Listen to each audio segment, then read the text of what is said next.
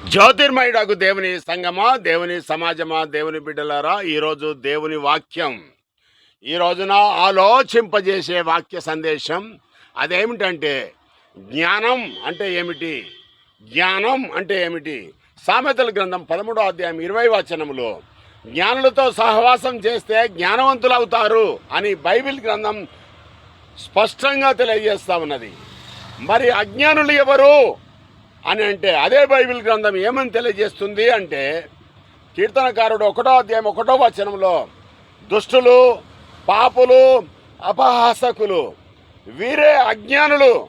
వీరు ఎలా ఉంటారు అంటే త్రాగుబోతులుగా, తిరుగుబోతులుగా, తిండిబోతులుగా, హేళనం చేసేవారుగా, దేవుని యందు ప్రేమ లేని వారుగా, తల్లిదండ్రులకు విధేయత చూపని వారుగా, వ్యభిచారులుగా, దొంగలుగా, సుఖాలకు అలవాటు పడేవారుగా, విగ్రహారాధకులుగా, దేవుని యందు భయభక్తులు లేని వారుగా ఉంటారు.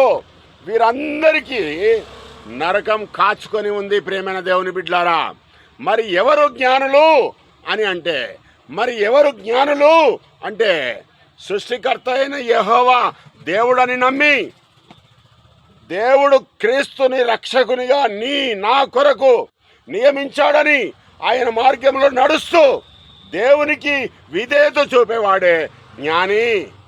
జ్ఞానం గలవాడు వారికి నిత్య జీవం ఉంటుంది. దేవుని యొద్ద పరలోక రాజ్యంలో నిత్య జీవం ఉంటుంది జ్ఞానులకు. అజ్ఞానులకు నరకమే.